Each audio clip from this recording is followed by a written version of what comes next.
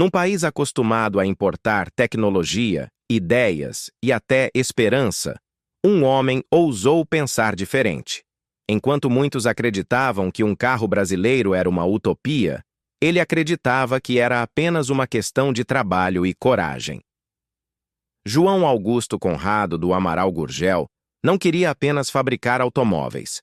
Ele queria provar que o Brasil podia ser independente, inclusive sobre 4 rodas. João Gurgel nasceu em Franca, interior de São Paulo, em 1926. Desde pequeno, já demonstrava o espírito inquieto de quem não se conformava com o mundo ao seu redor.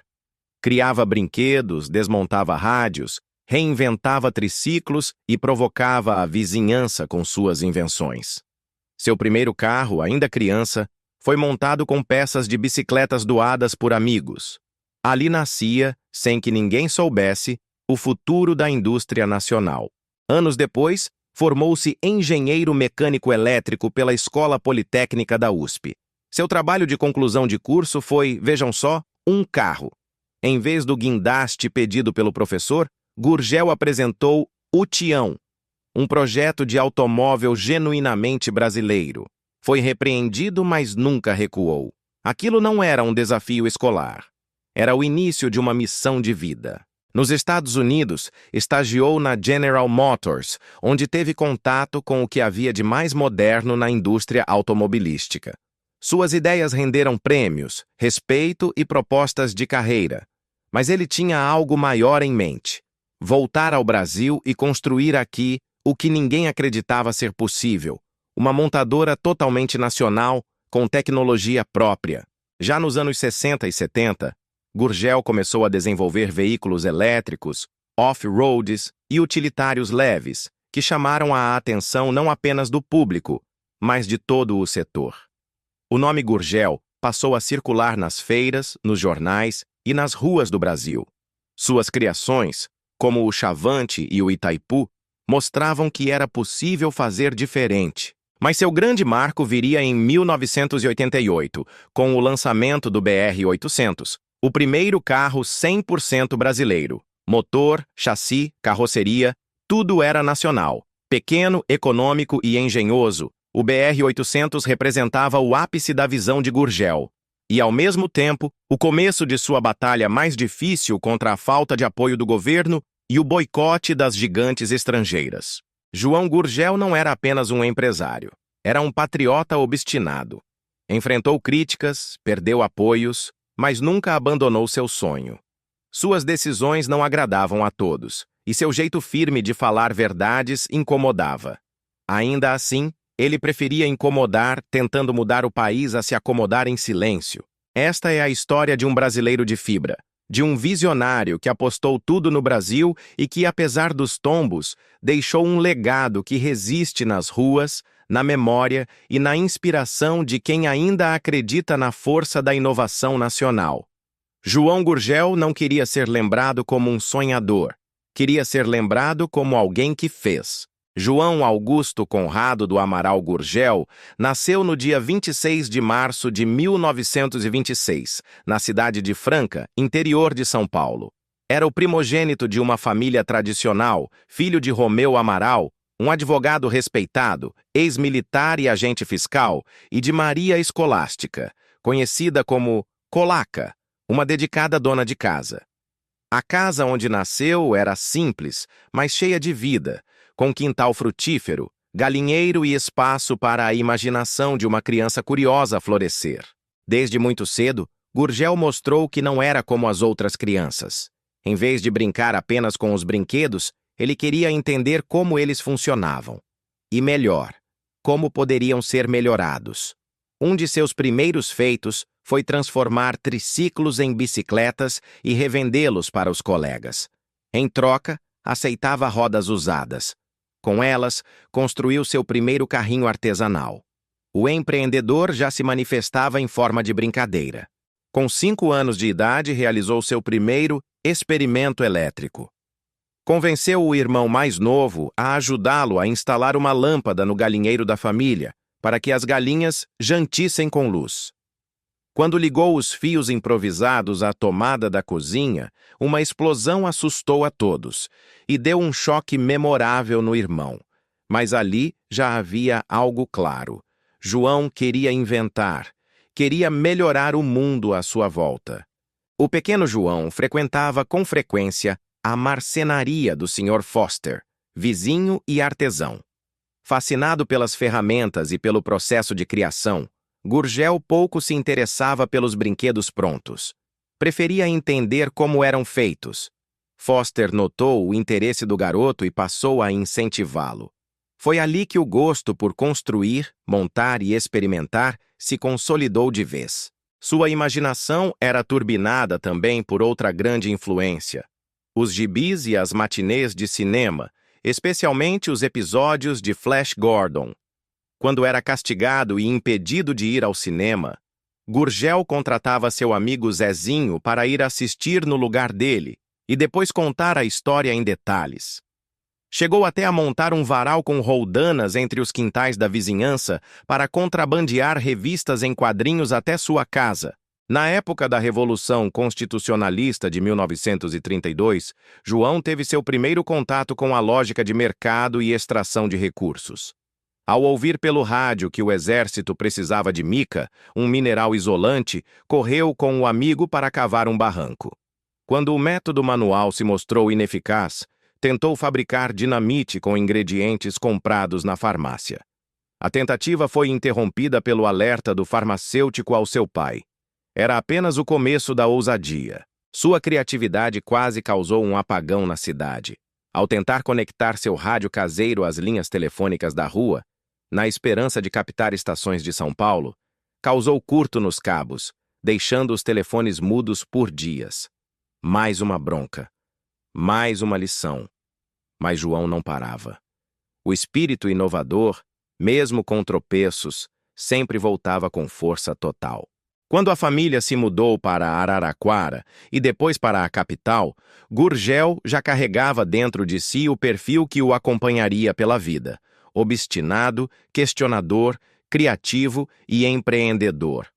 Aos 16 anos, já sabia que queria trabalhar com carros. Ainda não sabia como faria isso, mas tinha certeza de que não dependeria de ninguém, nem do exterior, nem de permissões, para realizar o que já chamava de missão de vida. Aos 16 anos, João Gurgel ingressou na Escola Politécnica da Universidade de São Paulo, uma das mais prestigiadas instituições de engenharia do país. Estava decidido. Queria aprender tudo o que fosse possível sobre máquinas, motores e estruturas. O curso de Engenharia Mecânica Elétrica oferecia a base perfeita para um jovem movido pela vontade de criar. Durante os anos de faculdade, Gurgel se destacava não apenas pelas notas, mas pelo perfil inquieto. Passava mais tempo desenhando projetos pessoais do que estudando fórmulas decoradas. Em seu trajeto diário, fazia questão de passar pela rua Florencio de Abreu, no centro de São Paulo, onde as lojas de ferramentas e autopeças o deixavam fascinado. Era como visitar um laboratório a céu aberto. O ponto de virada veio no último ano do curso.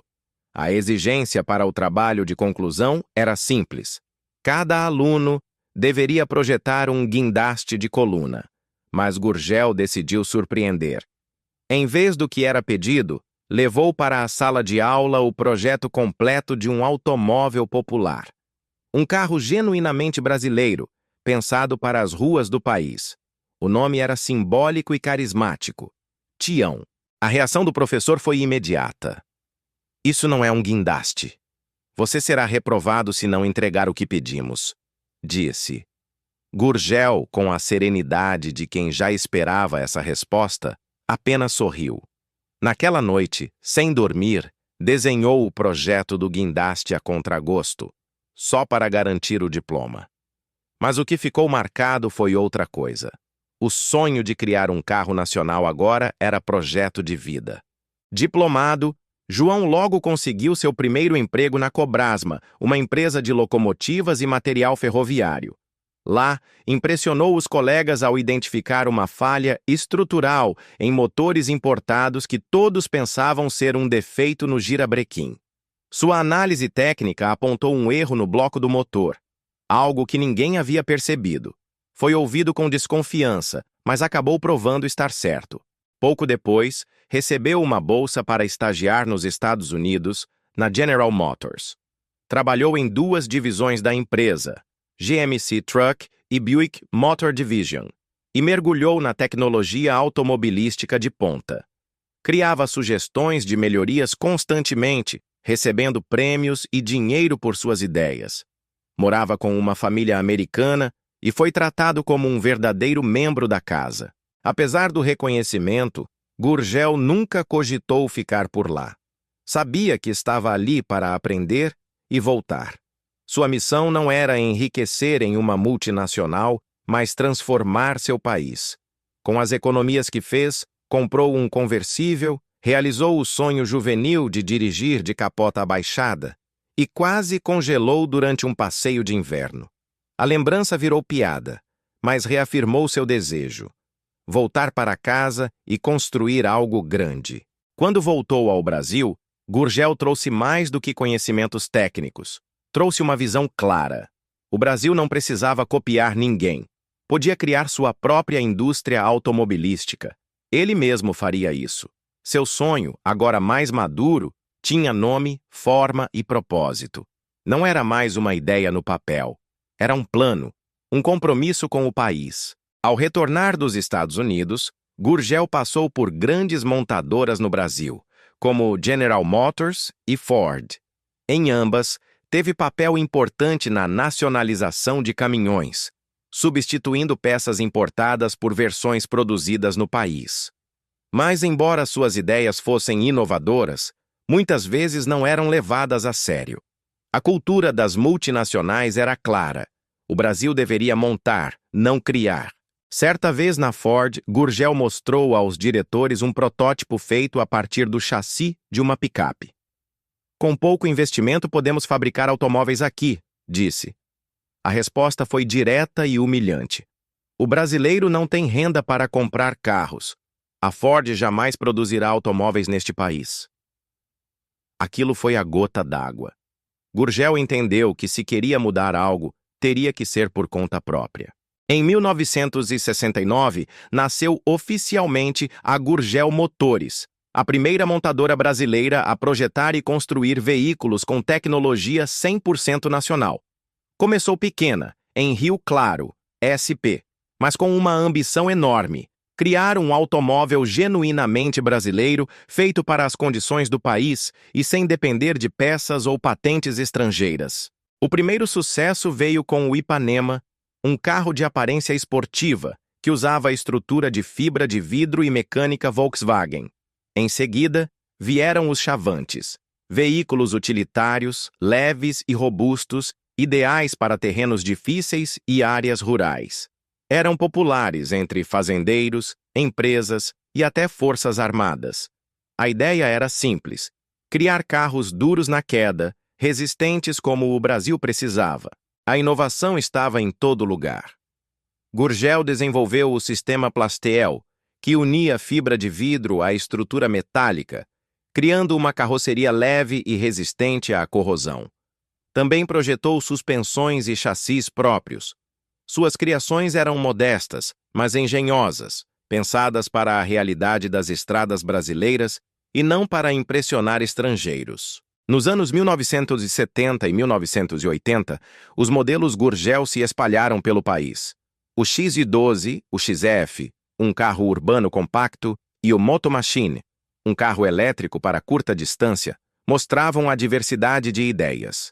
Em tempos de crise do petróleo e recessão econômica, Gurgel pensava à frente. Veículos econômicos, elétricos, populares. Muito antes de isso virar tendência global. Apesar do sucesso, a luta era constante. Faltava financiamento, o governo não oferecia incentivos reais e a concorrência das grandes montadoras, com apoio político, dificultava o crescimento da Gurgel. Mas João seguia com obstinação. Para ele, produzir veículos nacionais não era só um negócio, era uma causa. Na década de 1980, veio o maior desafio e a maior conquista: produzir um carro popular acessível, econômico e totalmente brasileiro. Era o nascimento do BR-800, a obra-prima de Gurgel. Mas, para viabilizar esse sonho, ele precisaria de mais do que engenharia. Teria que enfrentar o sistema, negociar com o governo e bater de frente com interesses gigantescos. E foi exatamente o que ele fez. Nos anos 1980, o Brasil vivia um momento de instabilidade econômica, inflação alta e desafios no setor industrial. Era nesse cenário que João Gurgel decidiu lançar seu projeto mais ambicioso: criar o primeiro carro totalmente brasileiro, acessível à classe média e com tecnologia nacional, o BR-800. Mais do que um produto, era um símbolo de independência. O BR-800 foi concebido para ser simples, leve, econômico e durável. Seu motor era de 2 cilindros opostos, 860 cm3, refrigerado a água, sem correias nem distribuidor, com ignição eletrônica comandada por microprocessador. Tudo nele foi pensado para exigir pouca manutenção e ter alta eficiência energética. Em testes, chegava a fazer até 25 km por litro. Para financiar o projeto, Gurgel recorreu a uma estratégia ousada. Convenceu o governo federal a permitir que o comprador do BR-800 tivesse desconto no IPI, Imposto sobre Produtos Industrializados, mas com uma condição: a pessoa deveria adquirir também ações da empresa. Era uma forma criativa de levantar capital e popularizar o carro. O BR-800 chegou ao mercado em 1988. Seu visual quadrado e compacto causou estranhamento à primeira vista, mas ele logo chamou atenção pelo custo-benefício. Fabricado com o sistema Plasteel e com peças quase totalmente nacionais, o carro representava uma ruptura com o padrão das montadoras estrangeiras. Pela primeira vez, o Brasil não estava apenas montando, estava criando. Durante algum tempo, o BR-800 foi um sucesso. Com apelo patriótico e incentivo fiscal, conquistou consumidores que acreditavam na proposta de um carro nacional. A mídia também deu destaque à ousadia da Gurgel. O pequeno automóvel começou a aparecer em feiras, salões do automóvel, jornais e revistas como símbolo de inovação brasileira. Mas a vitória tinha inimigos. As grandes montadoras não viam com bons olhos o crescimento da Gurgel. Pressionaram o governo para retirar os incentivos, e quando Gurgel tentou ampliar a fábrica e montar uma nova unidade no Ceará, descentralizando o polo industrial do Sudeste, enfrentou resistência política e institucional. Faltou apoio e sobraram obstáculos. Mesmo assim, Gurgel persistiu. Lançou uma versão aprimorada, o Super Mini, ainda mais moderno e refinado. Mas sem apoio do governo e com a concorrência feroz dos veículos importados, que voltavam ao mercado com o fim da reserva de mercado, a empresa começou a sentir os efeitos da pressão externa. As vendas caíram, os recursos escassearam e o sonho começou a fraquejar. Ainda assim, o BR-800 marcou a história. Ele foi mais do que um carro. Foi uma declaração de independência. Um desafio à lógica de que o Brasil precisa sempre depender de tecnologia de fora. Gurgel provou que é possível pensar, projetar e construir com talento nacional. Seu carro ainda roda por aí, em pequenas cidades e encontros de entusiastas, como lembrança viva de um projeto que ousou ser brasileiro até o fim. No início dos anos 1990, o Brasil passava por transformações profundas. A abertura econômica promovida pelo governo Collor permitiu a entrada de veículos importados a preços competitivos. Enquanto montadoras multinacionais se beneficiavam da nova política, a Gurgel, sem capital internacional nem incentivos fiscais, enfrentava um ambiente cada vez mais hostil. O plano de João Gurgel era ousado: transferir parte da produção para o Nordeste, mais precisamente para o Ceará, onde planejava instalar um polo automotivo que geraria milhares de empregos e estimularia o desenvolvimento regional. Ele enxergava ali uma chance de reequilibrar o país, aproximando o Brasil industrializado do Brasil marginalizado. Mas sua proposta esbarrou em burocracia, desinteresse político e resistência econômica. Apesar de discursos inflamados e promessas públicas, o apoio nunca veio de fato. A planta industrial no Ceará chegou a ser inaugurada, mas não foi concluída. Os bancos negaram crédito. O governo, pressionado por interesses maiores, virou o rosto. Sozinho, Gurgel lutava com as próprias forças contra um sistema construído para favorecer os grandes. Em 1994, a Gurgel Motores entrou em processo de falência. A fábrica foi leiloada, os funcionários dispensados e o sonho encerrado. Foram mais de 40 mil veículos produzidos ao longo de 25 anos, todos com DNA nacional. Mas a indústria brasileira perdeu sua única montadora independente, e com ela, uma chance real de soberania tecnológica. João Gurgel, já debilitado pela doença de Alzheimer, afastou-se da vida pública. Morreu em 2009, aos 83 anos, sem ter visto o reconhecimento que merecia em vida. Não teve estátuas, homenagens oficiais, nem títulos de herói. Mas sua história ganhou força entre entusiastas, engenheiros, empreendedores e todos aqueles que ainda acreditam no Brasil. A queda da Gurgel não foi apenas o fracasso de uma empresa, mas o reflexo de um país que, muitas vezes, escolhe não apoiar seus próprios visionários. Gurgel não quebrou por falta de capacidade técnica ou de mercado, mas por falta de apoio político e financeiro em um momento decisivo. Hoje, os carros da Gurgel se tornaram relíquias. Há clubes de colecionadores, eventos, encontros e fóruns online dedicados à memória da marca. São mantidos vivos com peças reaproveitadas, adaptações criativas e, sobretudo, com orgulho. Quem dirige um Gurgel dirige um pedaço da história. Uma história de resistência, coragem e originalidade. O legado de João Gurgel vai além da engenharia. Ele nos lembra que sonhar grande exige ação e que ser patriota não é vestir uma camisa, mas construir algo concreto para seu país. Enquanto houver brasileiros dispostos a pensar diferente, ousar, inovar e insistir mesmo diante da negação, a história de Gurgel continuará viva, porque o verdadeiro fracasso seria nunca ter tentado. A história de João Gurgel é, acima de tudo, uma história de coragem. Num país onde a dependência tecnológica sempre foi a regra, ele ousou quebrar o padrão. Não aceitou a lógica de que tudo precisa vir de fora. Ele acreditava que o Brasil podia, sim, criar, fabricar e inovar.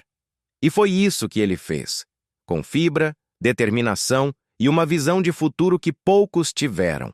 Seu legado vai muito além de uma fábrica ou de um automóvel. Vai além do BR-800, do Chavante ou do Supermini. Gurgel nos deixou um exemplo raro de empreendedorismo com propósito, de engenharia com identidade nacional e de patriotismo que se manifesta em atitudes concretas, não em discursos vazios. Durante sua trajetória, Gurgel enfrentou governos, multinacionais e o ceticismo de muitos brasileiros. Foi chamado de sonhador, de teimoso, de ingênuo. Mas ninguém jamais o chamou de covarde. Ele não esperou condições ideais. Criou suas próprias oportunidades, mesmo sabendo que o caminho seria duro e solitário. Hoje, mais do que nunca, sua história precisa ser contada. Não apenas como memória de um passado que poderia ter sido diferente, mas como inspiração para um futuro que ainda pode ser construído. Um Brasil com mais Gurgéis seria um Brasil mais confiante, mais criativo, mais dono de si. Em tempos de globalização, inovação e economia digital, o espírito de Gurgel continua atual. Ele nos ensina que é possível fazer diferente, que as limitações podem ser superadas com engenho e que não há inovação sem risco. Seu exemplo é uma convocação para que novos inventores, empresários e engenheiros acreditem no próprio país. Seus carros ainda circulam por aí, resistentes, simples, fiéis, e cada um deles carrega mais do que peças e rodas. Carregam a memória de uma luta, o símbolo de uma ideia e a força de uma convicção. São testemunhos móveis de uma utopia que tentou virar realidade. João Gurgel poderia ter ficado nos Estados Unidos, feito carreira em grandes montadoras e vivido com conforto, mas escolheu um caminho mais difícil, o de construir no Brasil, para o Brasil. Ele não queria ser mais um na história da engenharia. Queria ser o engenheiro da história. E foi. João Gurgel não apenas sonhou com um Brasil independente, ele construiu esse sonho com as próprias mãos e nos deixou um recado claro. O problema é nosso, a solução também. Que a história de Gurgel continue inspirando quem, como ele, prefere fazer em vez de esperar.